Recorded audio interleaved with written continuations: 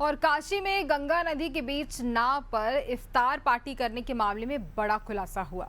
Police ने court में दावा किया है कि आरोपियों ने नाविक को धमकाकर नाव हाईजैक की और बीच नदी में पार्टी की। इस मामले में गिरफ्तार 14 आरोपियों को कोर्ट में पेश किया गया, जहां पे वे फूट फूट कर रोते नजर आए और रिहाई की गुहार लगाते रहे। लेकिन कोर्ट ने उनकी जमानत याचिका खारिज करते हुए सभी को 14 दिन की जेल में भेज दिया है। पुलिस ने अपहरण समेत कई गंभीर धाराओं में इससे जोड़ने की बात भी कही है और अब इस मामले की अगली सुनवाई 1 अप्रैल को होगी और सभी आरोपी जेल में ही ईद मनाएंगे।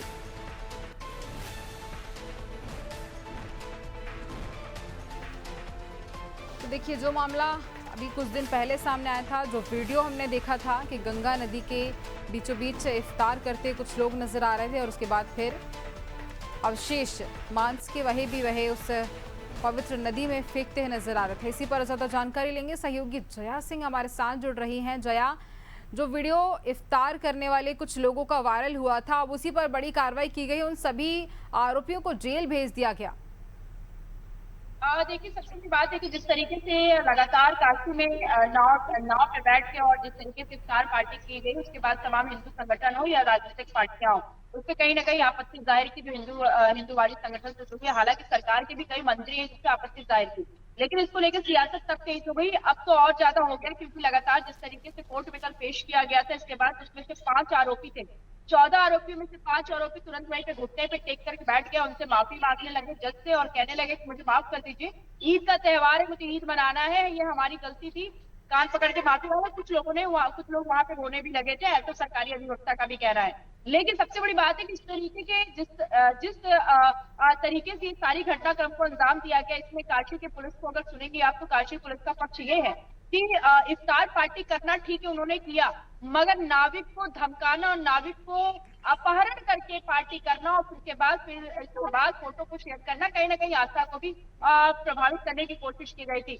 तमाम जो वाराणसी में संगठन है वो लगातार इस बात का विरोध कर रहे हैं कि नाविक को भी धमकाया गया, नाविक को अपहरण किया गया, इसके बाद पार्टी किया गया, विदाउट इजाजत किसी से उन्होंने पार्टी मनाया। इसके बाद अखिलेश यादव का भी बयान आ गया। अखिलेश यादव ने कहा कि भाई, नाव पे इफ्तार करना कौन सा गलत बात है? लोग वहां पे तो शराब पीते हैं, फिर भी वहां पे बॉटल फेंक देते हैं, तब तो गंदा आपकी प्रदूषित नहीं होती है। अखिलेश यादव का पक्ष है। हालांकि अखिलेश यादव लगातार जो है वो मुस्लिम युवकों के समर्थन में अपना बयान दे रहे हैं, लेकिन इसको लेकर करारा पलटवार करते हुए मुख्यमंत्री ब्रजेश पाठक नजर आए। उसका साफ तौर पर कहना, अखिलेश यादव जो है वो मुस्लिम तुष्टीकरण की राजनीति करते हैं। हमारी गंगा आस्था की केंद्र और ऐसे में हम गंगा के साथ किसी तरह के इस तरीके का व्यवहार बिल्कुल बर्दाश्त नहीं किया। जो भी करेगा उसको कड़ी से कड़ी कार्रवाई की सजा का भुगतना पड़ेगा। हालांकि इन सब के बीच में, क्योंकि 2027 का विधानसभा चुनाव है और ऐसे मौकों पे इस तरीके की जो सियासत, क्योंकि धार्मिक कोई भी गतिविधियां होती है तो कहीं ना कहीं सियासत और सियासतदारों का कहीं ना कहीं उसमें केंद्र में आ जाता है। तो ऐसे में तमाम जो राजनीतिक बयान है और तमाम जो प्रशासनिक बयान है वो कहीं ना कहीं बताता है कि युवकों की गलती थी, क्योंकि कोर्ट भी कहीं ना कहीं इससे नाराज है। कोर्ट का भी सख्त रवैया था कि इस तरीके से नाविक को धमकाना, उसका अपहरण करना गलत था। ये अगर शायद नहीं होता तो ये कुछ और परिस्थितियां होती, लेकिन कहीं ना कहीं कोर्ट भी सख्त है और पुलिस भी सख्त है।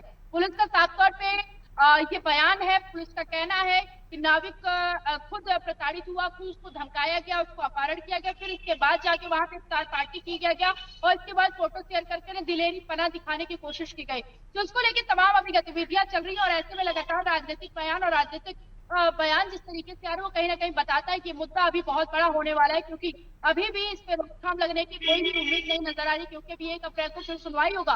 उसके बाद कोर्ट का क्या फैसला आता है और पुलिस अभी और क्या कुछ खंगाल के और क्या कुछ सामने रखती है, क्योंकि बहुत सारी बातें हैं जो अभी भी छिपी हुई हैं। तो ऐसे में पुलिस अपना पक्ष और क्या स्पष्टता के तौर पर रखती है, ये देखने वाली बात है कि उस पर नजर भी बनी रहेगी। हालांकि राजनीति जो है वो पूरी चरम पर इस मुद्दे को लेकर गरमाती जा रही है।